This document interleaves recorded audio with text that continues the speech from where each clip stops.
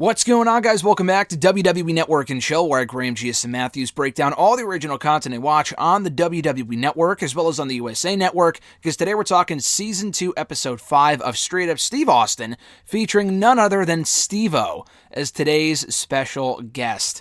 So everyone knows who Steve-O is, obviously, of Jackass fame. He's been doing a lot of stuff in recent years with podcasting and I think his own TV show or something. I am old enough to remember, and this was actually well before I started watching wrestling regularly. Not well before, but like a couple of months before.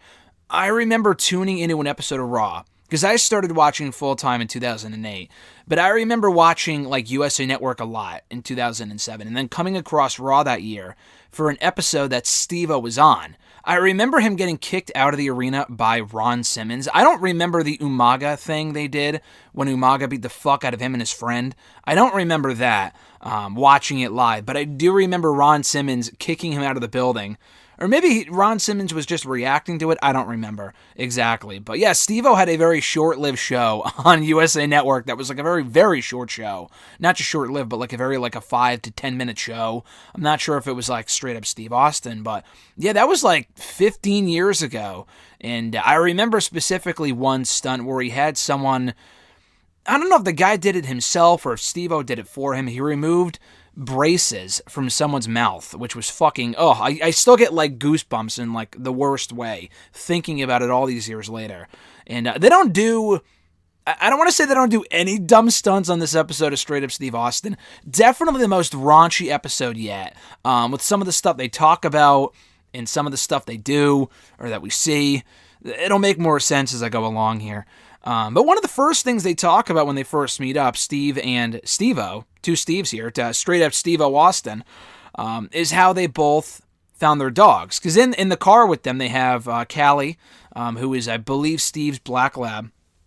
He had Hershey, too, I believe. Hershey, the wonder dog. And I've been listening to Steve's podcast for a long time. I think she was a black lab as well. But he has Callie, and Steve-O has his dog named, I believe it's Wendy, and he found Wendy on the streets of Peru, he said. And he also talks about buying an RV for podcasting specifically, because it's kind of like his traveling studio, so he can kind of bring the show to them if he ever wants to record with someone on the car or on the road or whatever. So he says he's an attention whore because he always wanted to do stand-up, and that's why he got into stand-up, because he's always craving attention. And they talk about how Jackass, the movie, came out 20 years ago. So 2000, 2001, I believe, and how he actually never thought he would make it to live this long, let alone to the age of 30. I think currently he's 46, which I didn't think he was 30 when he said that because he looks older now and he's been around for a long time. He wasn't 10 when he made that fucking movie, obviously. He's like 46 now, but you would never know. That guy looks like he's in his, early, late 30s. Obviously, with all the damage done to his body, makes him probably look a little older, but no, he's 46, which is crazy. I thought he was a lot younger than that.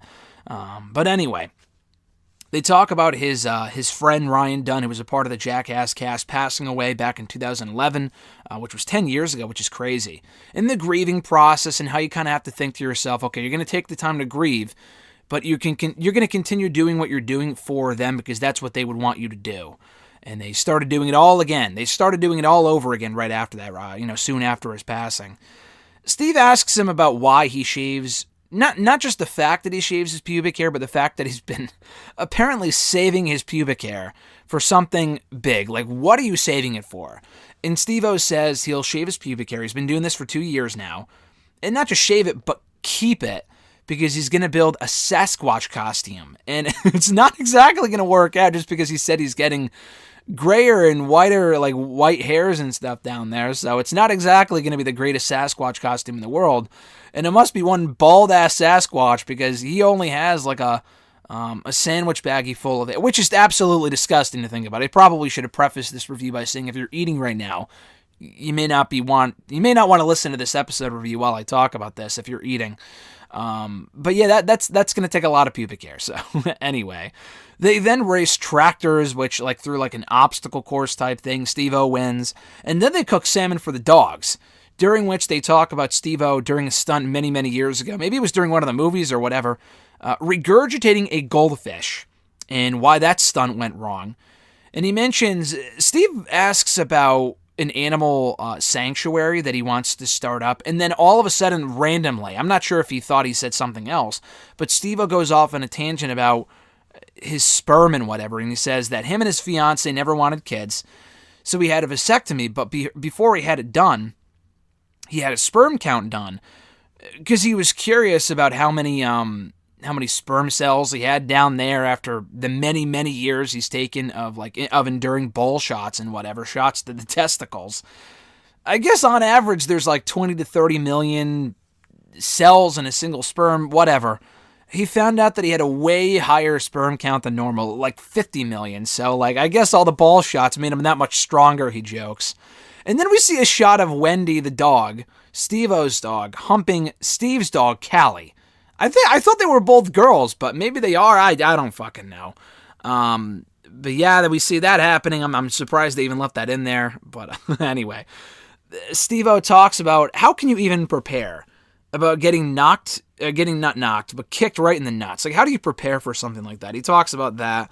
Wanting to start up an animal sanctuary. They finally get to that after the commercial break with his fiance, and that they're actually waiting to get married until they can get married on the land of where the sanctuary is going to be, which is pretty cool. And he also wants to start a farm up in Canada, which is commendable too.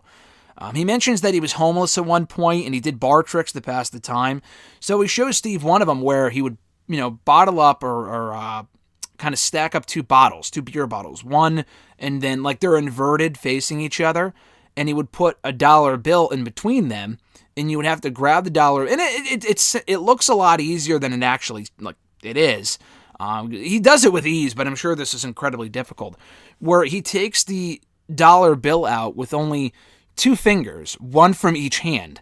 And again, he makes it look easy, but I'm sure it's incredibly difficult, but I thought that was pretty impressive, and he learned that while he was homeless.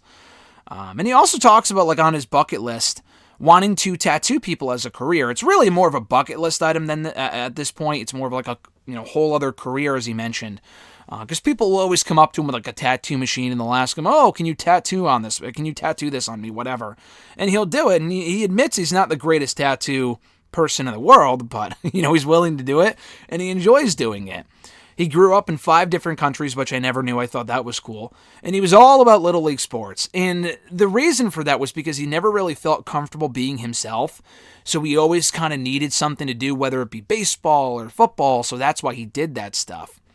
He also recalls a point in his life where he was at his absolute worst, when he was on heavy drugs and drinking, and he put together a list of 200 emails of the most influential people whose contacts he owned. So he would email all these people, and not in a positive way, but saying shit and challenging them to shit and starting feuds. It was just an absolute fucking mess. One of the people that he emailed was Johnny Knoxville. And one of the things that he emailed him was oh, I'm going to jump outside my fucking window and, if you don't come on by with something soft for me to land on, I'll do it and I'll break every bone in my body, blah, blah, blah. Not really saying anything suicidal, but it was obviously concerning enough for Johnny to show up at his house with 8 guys, no cameras, but to tell him, hey, we got to take you to a rehab facility, you need help. He kind of inadvertently scheduled his own intervention, which I thought was really cool, and I would believe he kind of turned his life around after that. So at the very end of the episode, you know exactly where this is going, but Steve and Steve-O have ball launchers. Why they would have a fucking ball launcher for any other reason than what Steve-O ended up doing, I have no idea. But I think they were teasing shooting the balls out for the dogs to catch, I don't fucking know. But what Steve-O ends up doing, and they make it sound again, it's like a spur of the moment type thing. I'm pretty sure this was planned, where he wants to take a shot in the balls with the ball launcher from behind. So he doesn't get hit with it. He actually got hit right he took a kidney shot, and he was in a lot of pain. He was like, "No, it's cool, Steve, it's cool, but I know that I won't be doing that again." He didn't get hit in the balls, but I'm sure the kidneys did not feel that much better.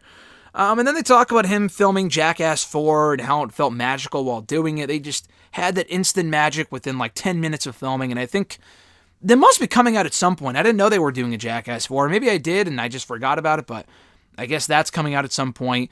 And then at the very end of the episode, after Steve runs through the 3 takeaways from this episode of hanging out with Steve-O and spending the day with him, Steve-O attaches himself with duct tape, I believe, to the fucking wheel of a tractor, and then Steve drives it. So he's on the inside of this, not on the inside of the wheel, but like on the outside of it, but the wheel is big enough where he's not hitting the ground, but he's spinning around with the wheel. Oh my God, it looks terrifying.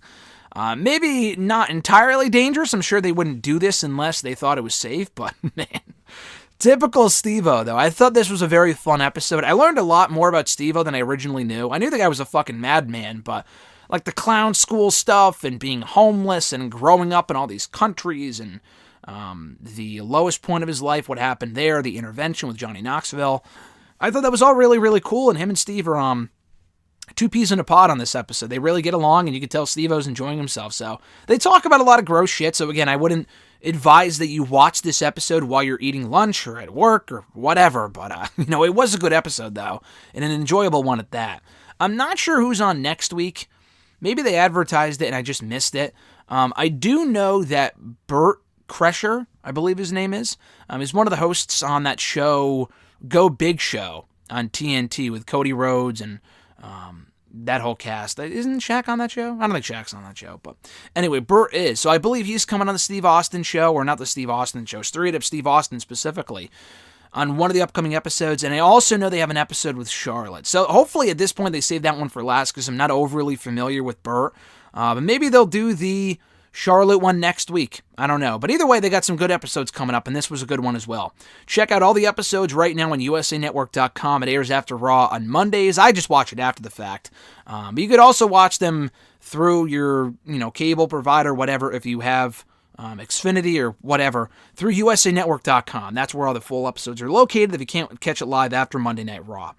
You can like this video, drop a comment, share the video, and subscribe to the channel for more daily content. We are quickly closing in on 5,000 subscribers, so if you're not already subscribed, please do so. You get these Straight Up Steve Austin reviews every single Tuesday, Raw Talk reviews, Talking Smack reviews, SmackDown audio reviews every single Saturday, Q&A videos on Wednesdays, podcast excerpts on Thursdays, exclusive interviews with everyone from Stone Cold Steve Austin himself, Roman Reigns, AJ Styles, Apollo Crews, Ember Moon, Fandango. The list goes on and on and on. So subscribe today and never miss a video. Have a great week, guys. I'm Graham G.S. Matthews, and I'll catch your ass down the road.